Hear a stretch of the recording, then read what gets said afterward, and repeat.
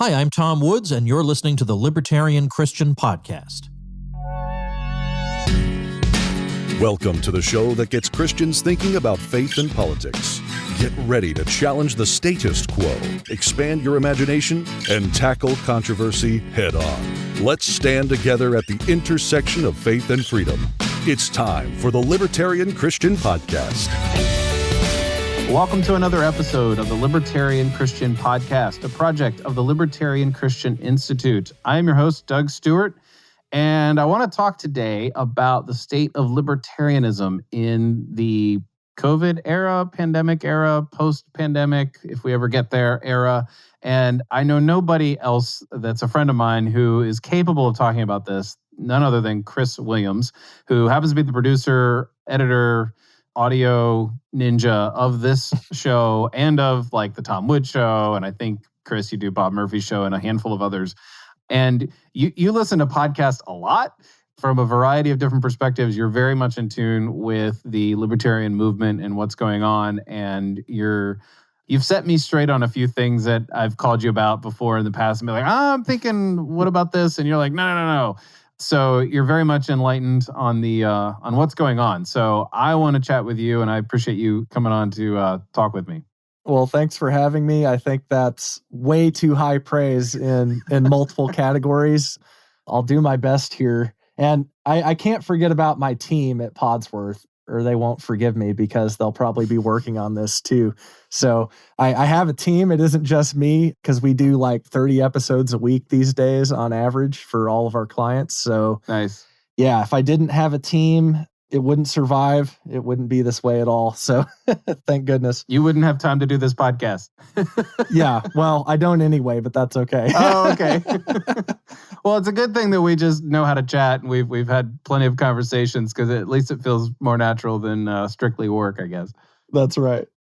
So my year has been very occupied with a personal project in my life, and there have been a number of things about the liberty movement that has been happening. We've just, I want to say the word survived the 2020 election, but I don't even know if we've survived it yet because we're still, wrestling with the ramifications or struggling under the ramifications of the outcome. And so there's just been a lot of things happen in the past year and a half with COVID, with the election in 2020, with a number of things happening in this year. The news media is becoming increasingly onerous. The social media networks are cracking down on voices they don't want to be heard. And libertarians of all stripes are reacting in many different ways. Mm-hmm. And there's all the stuff regarding COVID. There's the stuff regarding how do we move forward in politics. So there's a lot that we could talk about. And I know you and I've kind of, talked a little bit off air about, how we can take this conversation. Although I will mention this is probably one of the few episodes I didn't take any notes and I don't have an outline. So this is totally free form. But I think we can handle it. What do you see? I mean, I want to start back at the reaction regarding COVID. What were the ways in which most libertarians or many libertarians sort of reacted? I mean, it kind of went a couple different ways.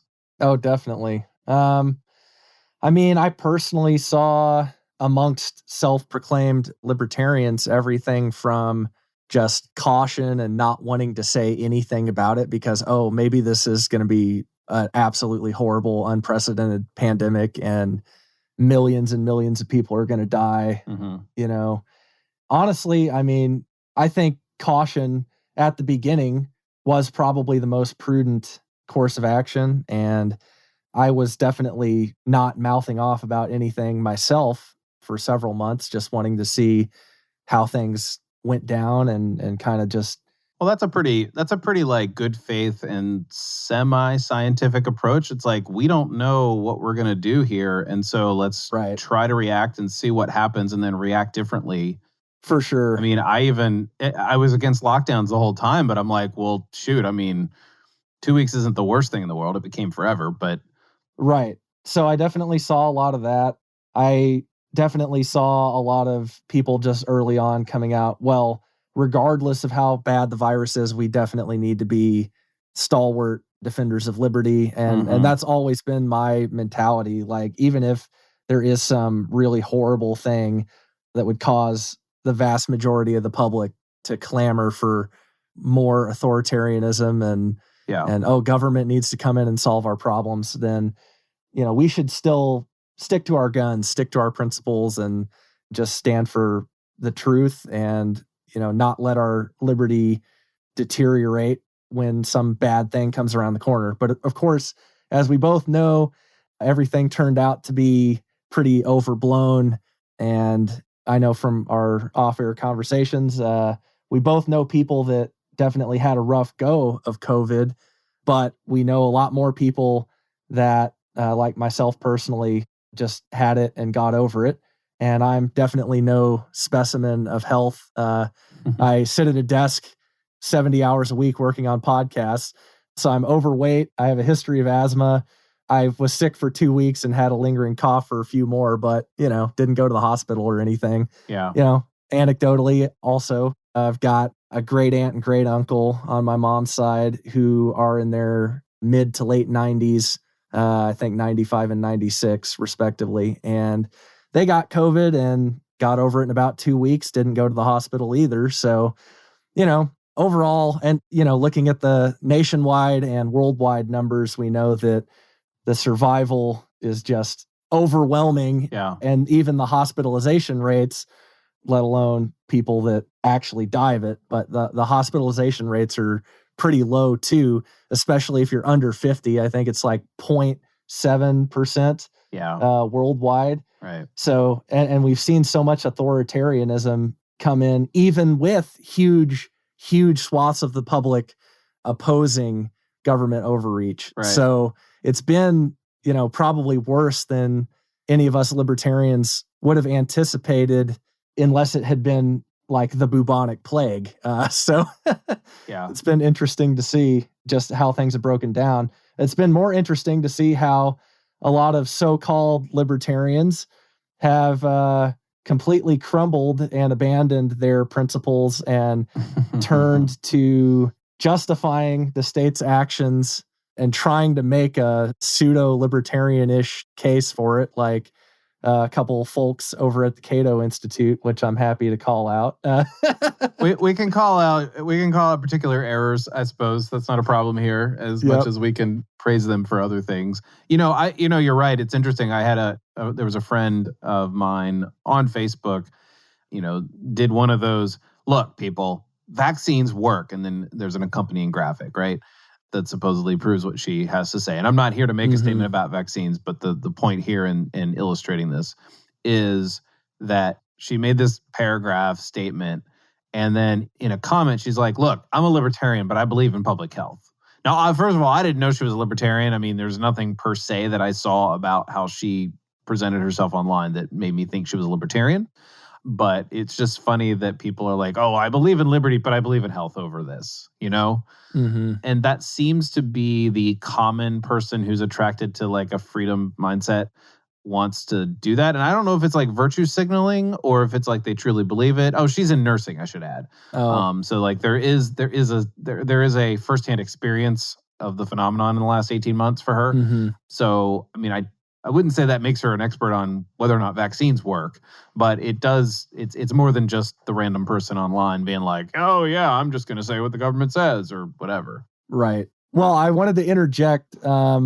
As far as people in the healthcare profession go, I mean, my wife is an RN and is in the administrative side of things at her hospital now and gets to see a lot of aggregate numbers and do analysis on that data and stuff like that.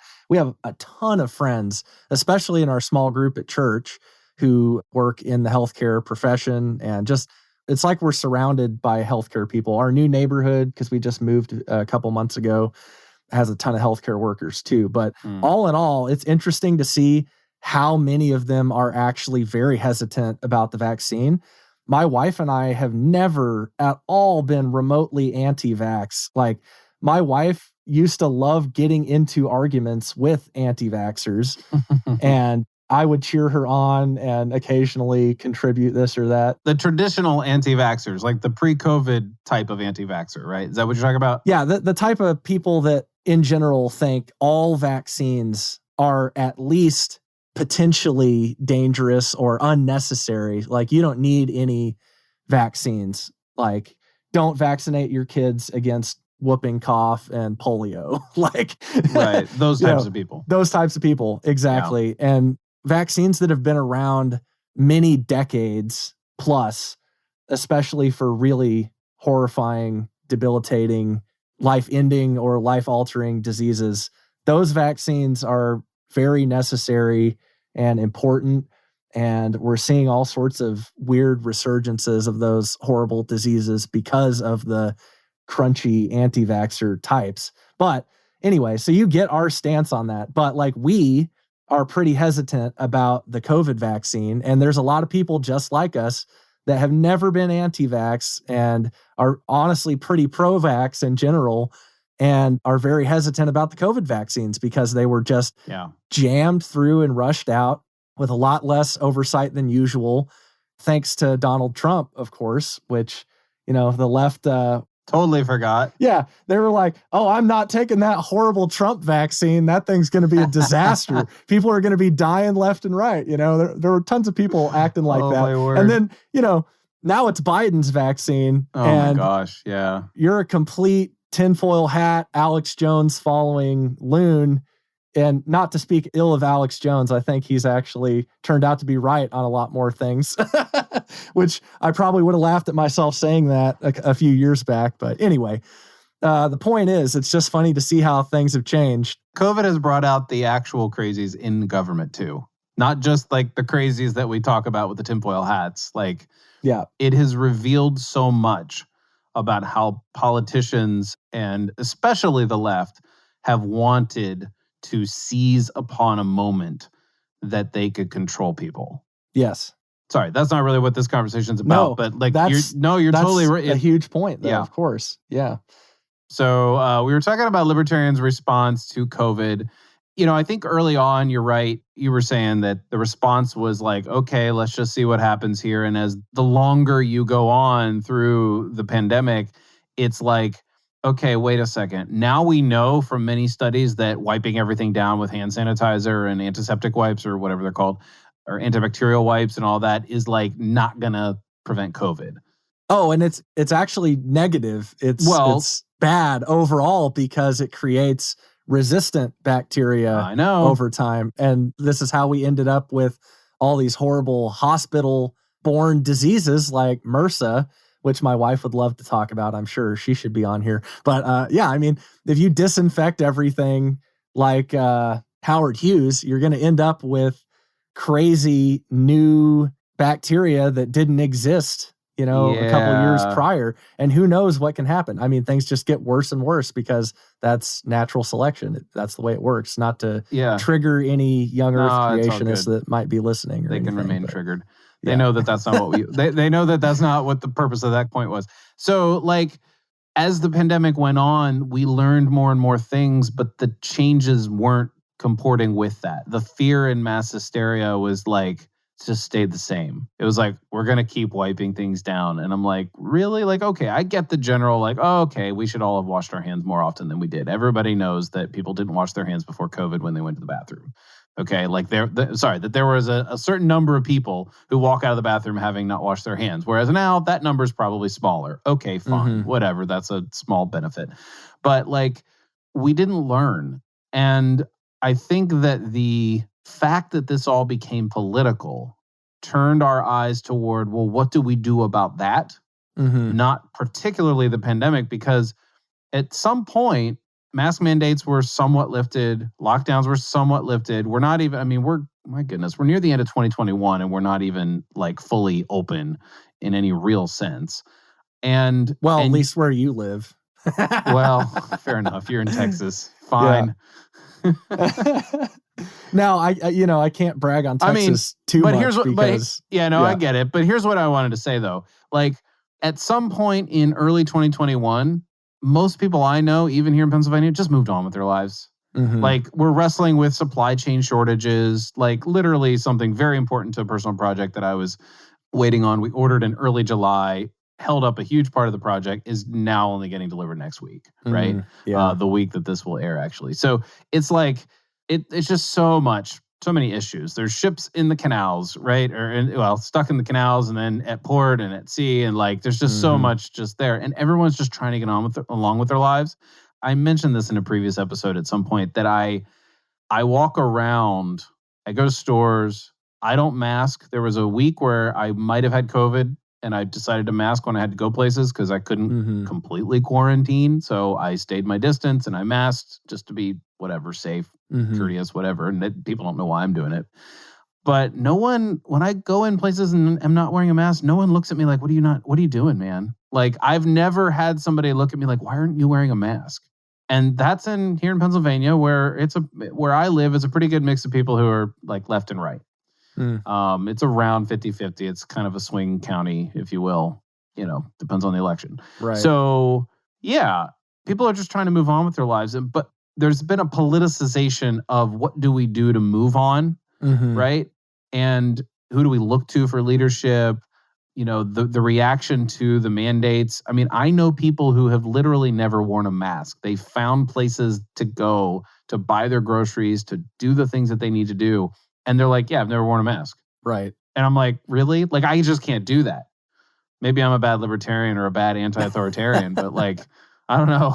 I'm just like, yeah, okay, I'll put on a mask or whatever. It's, I don't know. It's just like meat sacrificed to idols. It's like, all right, fine. If you think this is going to keep you safe from me wearing a mask, like I just need to go in and get my groceries, man. Right.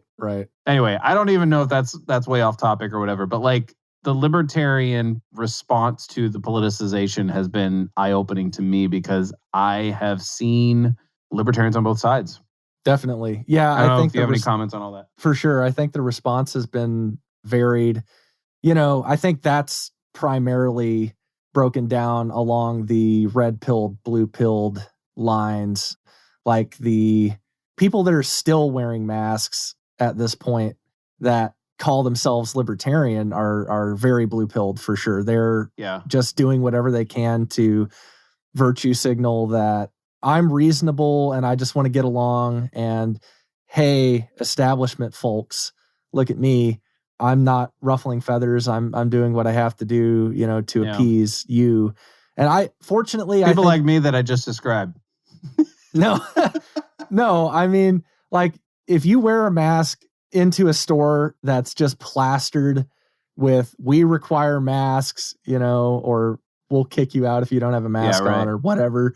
And you can't really avoid going in there, whatever. I get it. Like I've done that for sure. Yeah. I just mean that the people that call themselves libertarian and still wear a mask in general when they don't have to. Oh, yeah. Okay. Yeah. I mean, like while they're jogging to the store? I haven't seen too much of that around here, fortunately. Oh, but dude, I've seen people. Yeah. It seems to be more people in the DC Beltway and in New York and California.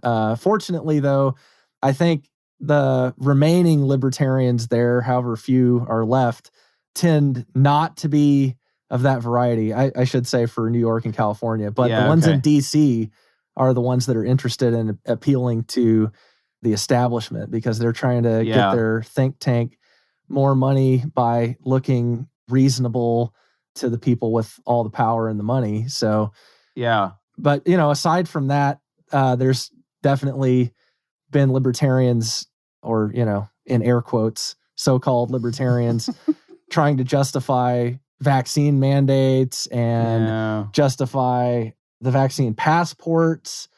I mean, fortunately, I haven't seen anybody talking about like the face recognition stuff and the kind of tracking, like biometric stuff. Yeah, the tracking stuff coming from China that like Raytheon is trying to push. I haven't seen any so-called libertarians getting behind that, but I'm sure there will be some at some point since, I mean, if you're going to go as far as trying to make a libertarian justification for vaccine mandates, like some Cato Institute folks, then, I mean, I can't really even call you a libertarian. Like, you just call yourself that, and it's basically meaningless at this point. Yeah. Because that's the most authoritarian and most important issue, I think, developing right now. And you're going to be that wrong on it when it so obviously violates the non-aggression principle, which is the core issue of libertarianism. I mean, and this kind of brings us around to something relevant to the conversation that we were hoping to talk about, which is essentials versus non-essentials. Right. Because, since COVID especially, I've seen a lot of fragmentation in the libertarian space, or just the liberty space, because now we have kind of this post-libertarian movement happening of people. Yeah, that was a phrase that you used with me in our text thread that I was like, wait, what? I didn't hear that. And before you jump into that, I do want to pause for a second on this and say, I was only introduced, I think 2019, with Michael Malice's book, The New Right, with the concept of red-pilled versus blue-pilled.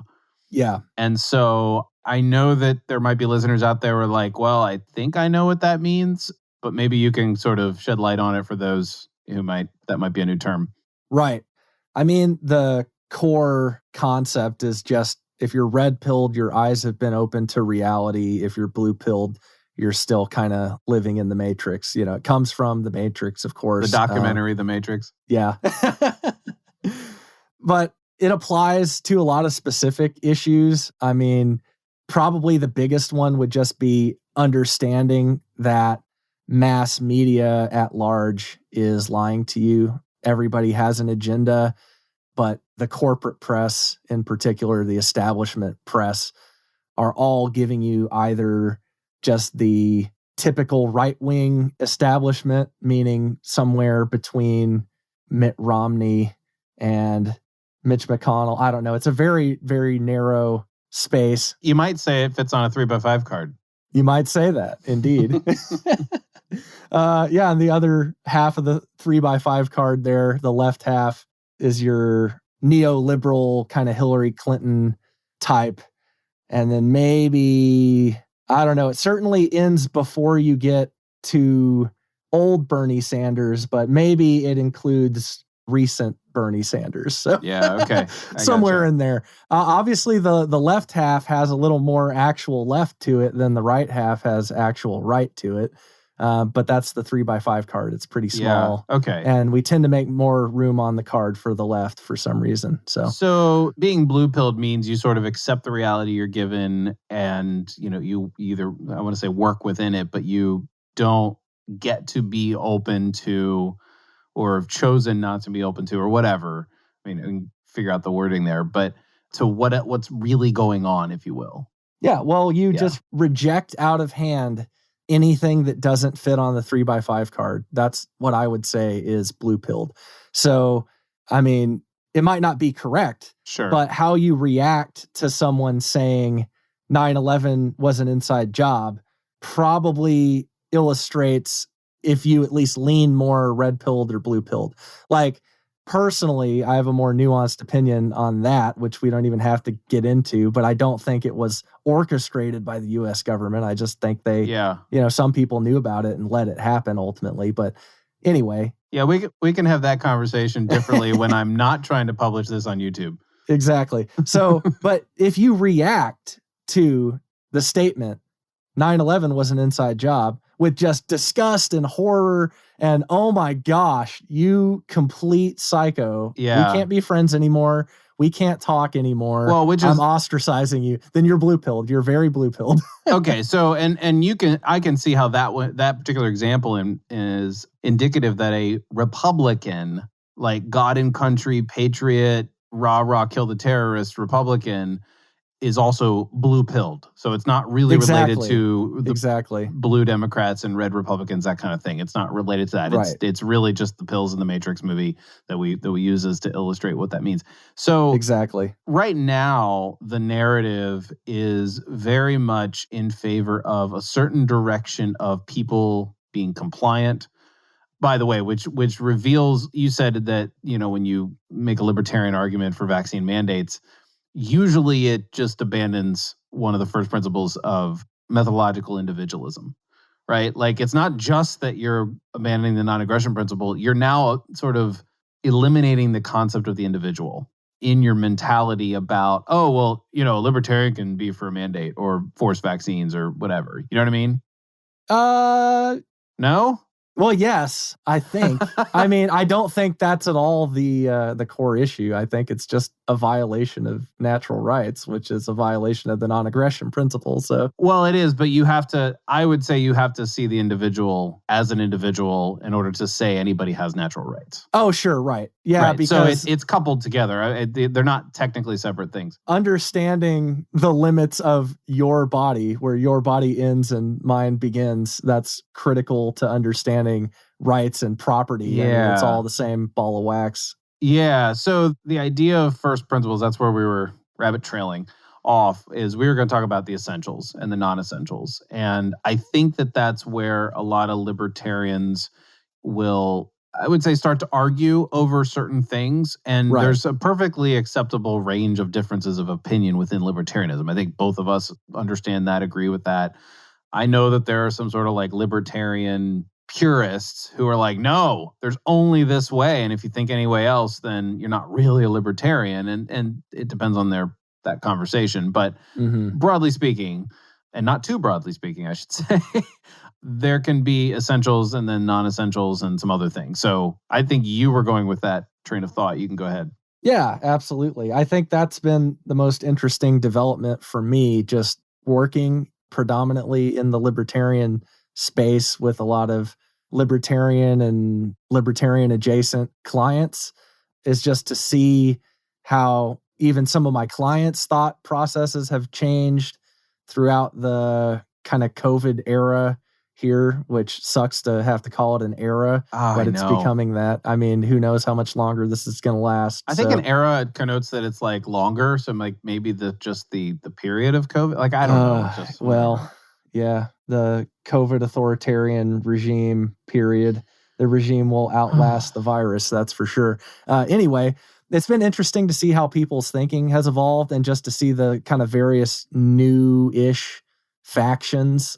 And maybe these factions kind of always existed and they're just being fleshed out more and people are kind of solidifying in their camp a little more. That could be. Yeah. But I would say beforehand, people in the liberty space, we've always argued with each other like crazy. Yeah. You know, that's part of what it means to be a libertarian. Yep. I mean, we care more about principles than the average people. So we're constantly arguing amongst ourselves. But I think now we kind of have this new camp that I would call post-libertarian, which is people largely that I would still call libertarian because they, in principle, agree with the non-aggression principle and our understanding of property rights. And they're almost all in the Austrian school of economics. Like they all love their Mises and Bob Murphy. And right. They all got Rothbard ties and Mises tattoos. Right. No, I get it. And Mises Institute, you know.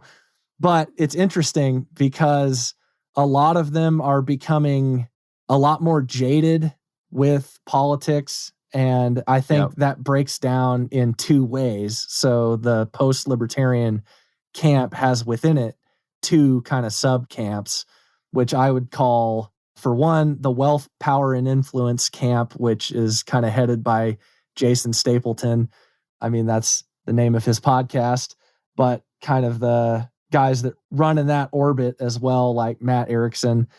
And that way of thinking is just that we're not going to affect political change. And you really don't have a chance of affecting political change unless you're extremely wealthy, right? Okay. So just work on yourself, get your own house in order, like provide for you and your family and give your kids, if you have them, the best possible upbringing, and just do whatever you can to grow wealthy and be a force for good in your immediate community, just by your personal influence and having resources to help people. And then if you graduate from that level to the, very wealthy level where I can have lobbying power, I can really pressure politicians now, then they would say, yeah, go ahead and do that. If you really have that level of you can buy wealth, influence. Yeah. That's what real power is. I mean, you have to have a huge amount of money and influence beforehand to be able to buy political influence. But the wealth, power, and influence Jason Stapleton crowd would say, there's nothing wrong with that. Go ahead and do it. Hopefully you agree with us on things and you're going to use that influence to advance liberty. Right. But that's ultimately the only strategy, because if you just look at reality, especially if you're a libertarian, trying to get involved in politics is a complete waste of time. That's kind of that camp. So that's why I would call them post-libertarian, and I think they would call themselves that too, because they're not really anti-political, but they would say, don't waste your time on it unless you're wealthy and influential and you can actually wield some power in politics. So that sounds very similar to me, especially the first part. That it sounds very similar to me to the like Anabaptist way of being in the world. It's like, look, do well, live good, follow Christ, and you will spread your life, your love, and win people toward the right way just by your living. Bring up your kids in the right way. It isn't necessarily about amassing wealth per se, although many of them have a good work ethic. And so that sort of formula of work hard and save and all that tends to add up to wealth later in life. Mm-hmm. It sounds very familiar to me in that regard. And it's like, I've never thought of it as like post-libertarian. I understand why you put it that way. It seems like a more practical anarchism. Yeah, I mean, like applied anarchism in the like, we're just going to live as best we can outside the state.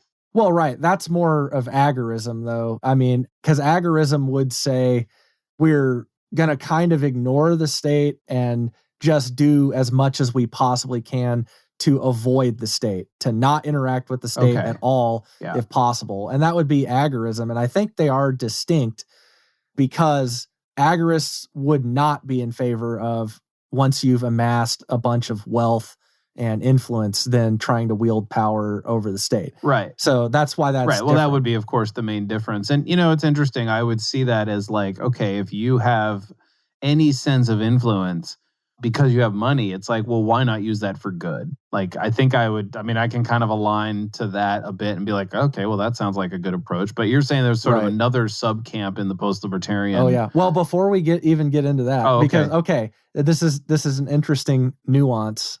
I think a lot of libertarians, aside from agorists, would say, no, it's wrong to wield political power with your wealth and your influence.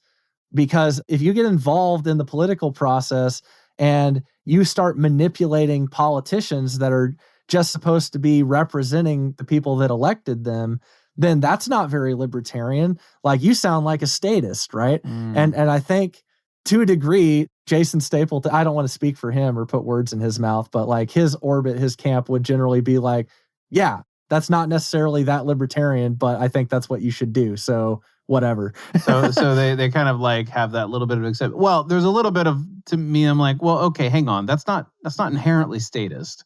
It could be the case that you're influencing in such a way that if you're removing barriers, well, I could put it a different way. Like, there were things that Trump did, there were things that Obama did, there were things that Bush did, little things here and there that overall, didn't amass to much, that were in the direction of liberty, right? Like, I think it was under Obama, they didn't enforce marijuana possession or something along those lines. And it's like, okay, well, if someone figured out how to influence him in that direction through money and funds and campaign donations or whatever, it's like, well, all right, fine, you're a statist, but you've done something to advance liberty in a sort of like within the realm that you're capable of. Right.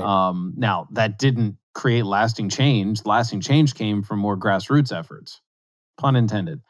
Like around the country. I mean, the states have basically pushed the envelope in that direction. Right. So I don't know. I mean, I can kind of see why it's like, oh, all right, we'll let you off the hook with that.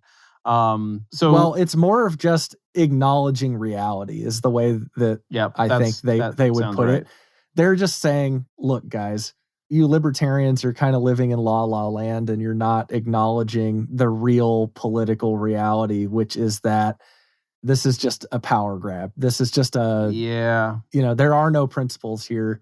Everyone's just competing to grab power. And if you don't get in and compete to grab power, you're not going to have any. And your ideals are going to just keep being brushed under the rug, and fewer people are going to know anything about it. And, the government's just going to keep being more and more against you. You're just going to have more authoritarianism wielded against you. So you need to jump in there and try to grab power if you have the ability. But see, now this brings us full circle, actually. I'm now kind of getting to the other side of that split of post-libertarians, because I don't think it's entirely clear from the Jason Stapleton, Matt Erickson side if they would actually advocate obtaining wealth in order to obtain political influence. They would just say, no, you obtain wealth. If you find yourself in those shoes, then live it out. Well, yeah. But the point of obtaining wealth is for you and your family. Just your family's the most precious, important thing. Yeah. And you just want to raise children to be better people than you are, which is my personal philosophy on children. The whole point of having them is to make people that are better than you, right? Hopefully. So, for some of us, that's not a very high bar. But, it's not 100% clear to me if the wealth, power, influence guys are really advocating grabbing power. They're just saying, you can't do it until you've already obtained the wealth and influence in your community. Right. But so then this other half, which I would call the more Machiavellian half, is kind of the let's work within the GOP because the GOP is the only electable established alternative. Well, they're acknowledging the reality that this is an oligarchy, right? Mm-hmm. It's got two parties, but they're both part of the same establishment ultimately. And within the parties, there are individuals that fall outside of the establishment, more so on the right side of this, oligarchy. Sometimes we get a Republican that's kind of a libertarian, or at least more liberty friendly. On the left side, it's a lot harder. You occasionally get somebody like Dennis Kucinich or old Bernie Sanders, like an actual communist that falls outside the neoliberal establishment. But anyway, the point is that these more Machiavellian post-libertarians, I think their whole deal is we just need to work within the GOP, take over our local parties, at the county level to start, and then hopefully eventually at the state level. But regardless of taking over anything, just push candidates that more align with our values within the Republican Party, because that's our only option. Yeah. But they tend to be extremely pragmatic and Machiavellian too. It's just about we have to grab whatever power we can to prevent the other side from using that political power against us. So that's why I call them a little more Machiavellian. And, it's primarily represented by Tho Bishop and Andrew from Popular Liberty, Jose Nino and Pedro Gonzalez, who gets on Tucker Carlson periodically. Guys like that. Although I would say Jose and Pedro are definitely more conservative. Jose was libertarian for a time, I would say. I don't know if Pedro was ever properly a libertarian, maybe just a paleo-conservative. But I would say that because of how many libertarian folks they brush up against, they know their libertarian theory just as well as anybody else, and they're just rejecting it, essentially. They're just saying, no, we have to grab political power. We don't have another choice. And the only way to do that is through the Republican Party. Got it. So can we talk a little bit about what's going on in the LP, Libertarian Party, a little bit? Because it is a factor in the landscape of what libertarianism is going on. And I'm not assuming you have any sort of inside knowledge or anything like that, but there was a huge disappointment in the libertarian candidate that ran, Jo Jorgensen. And lovely as a lady as she seems to be, she did not have the fire of, say, a Dave Smith. Or, or a Jacob Hornberger. My candidate that I backed. I need to tread lightly on candidate stuff because we're a nonprofit. Well, I guess they're not really candidates, so I guess I can sort of speak freely. But there's just the fire, the passion behind the movement as a whole, or as the principles of liberty. And it's okay, fine, she would have made a better president, right? She would have been a better choice for any role in government, but it wasn't attractive enough. and it didn't attract even as much, I think, as Gary Johnson, right? Like, I Right. think, yeah. Much so, less. yeah. So, I mean, fine. There were some wins in certain ways, and okay, fine, whatever. Like, it's not like Jacob Hornberger would have won if he were the LP Right. candidate. I mean, let's be honest, right? Much as this is how Gary Johnson could win the 2016 election if this happens and there's a tie and then it goes to the whatever. It's like, all right, those are great clickbaity things. We all know that's not happening. The advertisers love those articles. So anyway, it's like, but there is a movement within the Libertarian Party, and I think it just goes by the Mises Caucus, right? And there's a lot of momentum going on there. Absolutely. Well, so here's the interesting thing. I mean, for me personally, I've been on board with the Mises Caucus since their inception. I mean, since before. I was following Michael Heiss before there was a Mises Caucus. And, you know, a lot of the people involved are just great people that, I mean, the entire goal is to take the Libertarian Party over to make it libertarian again. Yeah. Because it hasn't been very libertarian for, you know, the past 15 years, maybe a little longer, maybe the past 20 years. I mean, it's really just become a beltway libertarian show, like the Cato Institute type crowd. These people that are pretty blue-pilled and just want to look reasonable to the establishment folks in the DC beltway, like so they can get more money for their think tank. I think that's what it comes down to. And there's a lot of people that just want to ingratiate themselves with that crowd to advance their own career just because they think that's going to get them extra airtime and exposure and potentially support. So I don't know. Okay, but I understand. Yeah. So, where was I? I got off on a rabbit trail. The Mises Caucus making libertarianism. Mises Caucus. Making the Libertarian Party libertarian again. Right. Okay. So the Mises Caucus, their mission is to at least wrest control away from those people. Right. Over the Libertarian Party, right? Because that's the type of folks who have controlled the Libertarian Party for over a decade, 15 years, maybe more. Yeah, so, cue the Dave Smith, Nick Sarwark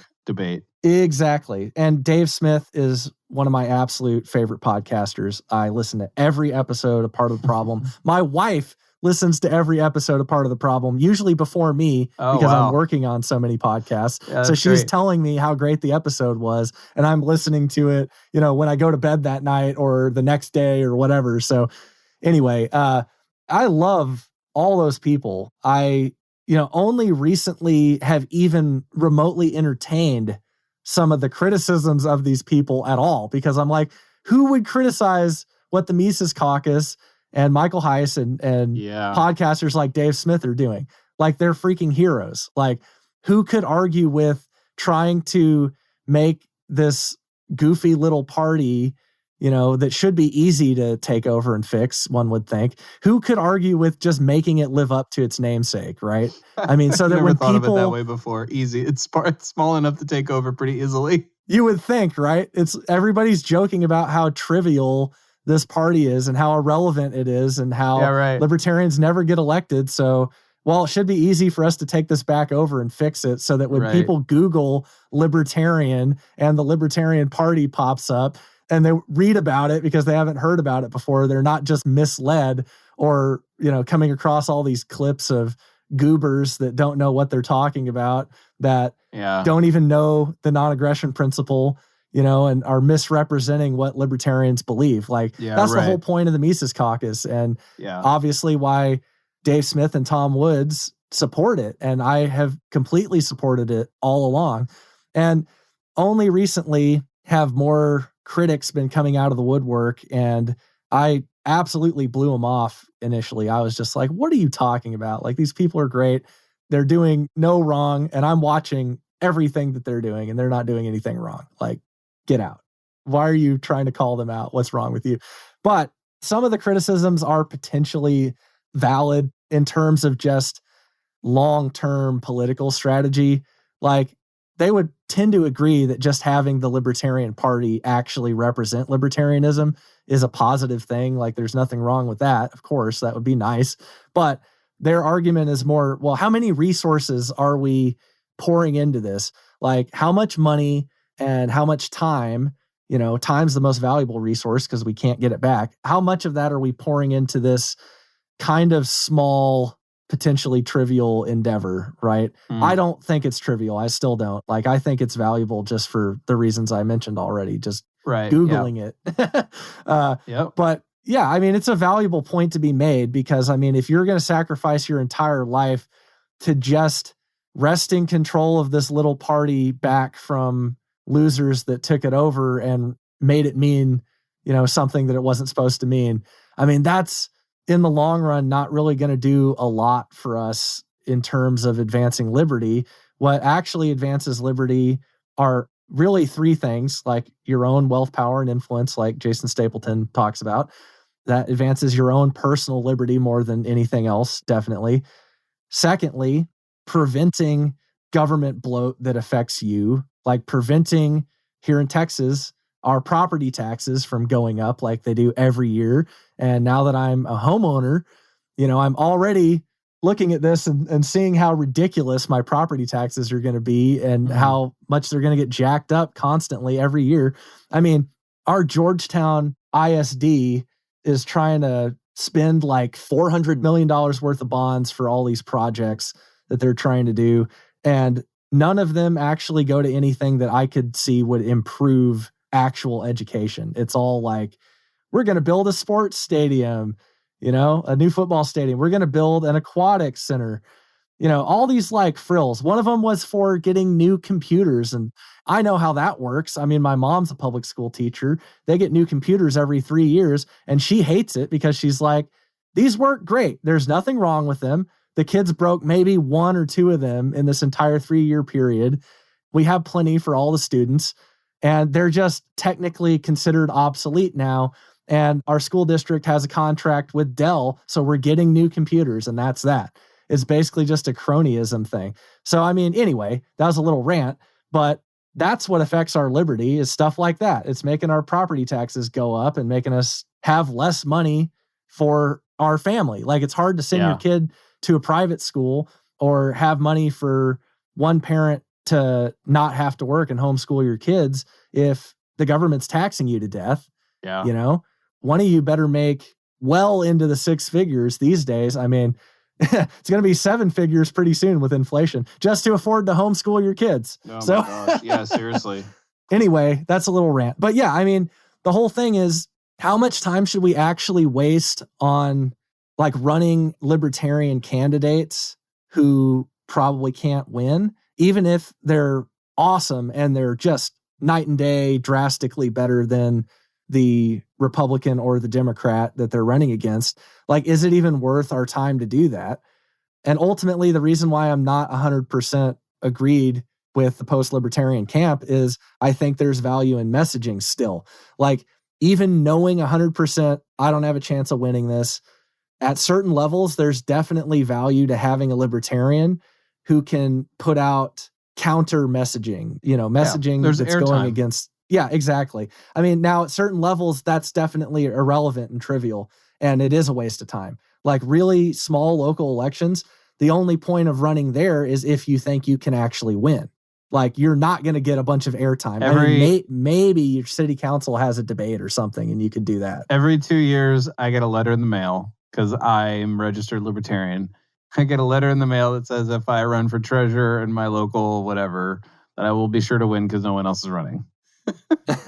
It's just like, I'm good, man. Right. But yeah, I mean, so let's say you want to be treasurer for your local LP, and then you actually want to run for a public office as well. I mean, you want to run for your city council or whatever. I mean, if it's technically one of those nonpartisan ones, then maybe you actually have a chance of winning, especially if you've already amassed a little bit of wealth and influence in your community, right? Then you might actually get on the city council and be able to do something, sure. But I mean, if you're just running it for messaging, like if you know there's some establishment entrenched people that have been there a long time and you really don't have any hope of ousting them and taking their seat, then, going to the debate, if it's for city council or something, if it's not being recorded and put out on YouTube, even if it is, I mean, you might reach a few hundred people with that message, right? Your libertarian message. So is that really worth your time? I mean, for some people, maybe, But for most of us, like me, I'm just working myself to death. And it's like, that's all I can focus on right now. Yeah. And hopefully very soon, because of a new product we may be launching very soon, hint, hint, stay tuned, I won't have to work quite as much, and we'll have a little bit more free time and ability to devote to spreading the message of liberty and raising my family. And Are you going to come up with like the equivalent of a self-checkout machine for your podcast? Like it reduces the labor? Maybe I don't know. That's kind of an apt description, actually. There, Doug. Oh man, I don't even know. Yeah, I don't even actually. So for listeners' sake, I don't actually know what he's talking about, unless I do, and I don't realize that I know what he's talking about. You may be a prophet. Yeah, or something like that. So as we wrap up a little bit, like it sounds like you and I are somewhat like, okay, we can see value in a handful of approaches to pursuing a more free society, but we're also, I mean, you haven't said this, but I know that we've both sort of lamented that we've crossed into territory where it doesn't seem like the state's going to start receding anytime soon. Right. And that's pretty lamentable, if not, I don't even know what the word is. I'm thinking like it rouses our passions to uprise, right? Like there's a lot of people pretty upset because they've lost a lot, and it's not been because of a virus, it's been because of the state. And it's been because they've been lied to. They feel as though the left especially looks down on them, which they do. Mm-hmm. And, you know, when you have, I mean, I was watching Bill Maher the other day, and he was quoting statistics that like 40% of Biden supporters would accept a national divorce. And it's 40% of Biden supporters? Yeah, and he was making the point, you go look it up. He was making the point that like there's a lot of people who are like, yeah, maybe we should just peacefully end this union. I'm stunned it's that many. Well, and again, amongst I mean, the kind of blue-pilled establishment following type. Well, think about it, Chris. Do you really think they want to be governed with us? I mean, think about it. Well, they want to impose their government on us, right? And that's the reason why this thing is stuck together so long. That's true. I they're understand. so authoritarian that, yeah, right. I mean, the people that are still willingly living in California are generally drinking that Kool-Aid, and they're the type that cannot live with Texas and Florida being free states that don't have vaccine mandates. Like that makes them super angry. They can't sleep at night because they're like, how dare they not have mask and vaccine mandates? How dare they? Yeah. Yeah. I totally get what you mean. And that's why it can be shocking to say, really, 41%? Because don't they want us all to just live by their standards? But I would venture to guess that the average Biden voter is probably not a far lefty. Again, I can't make assumptions too much there, but that's kind of my personal gut check on how that went down, or maybe I'm just, not able to cite sources of things I've heard in the past year. But all that to say, the fact that there is a large number of people in America who feel like they've been betrayed, lied to, been treated with contempt. I mean, no matter what you say, if you're right-leaning at all, you're a racist. Mm-hmm. And it's like, there's just a lot of people who are like, I'm out, man. Like, can we figure something else out? And sometimes, I mean, that's really encouraging. It's news to me that many people more on the left side of things are seeing that and kind of coming around to that. Yeah, I mean, I don't know. I mean, it's very sad to me, and I've said this in different contexts, and we can leave this open-ended for a future conversation, either you and me or someone else. But like, I have noticed that as soon as you drop your support and preference for free speech, the game is over. Because if you don't have speech, you can't have expression. You can't have expression.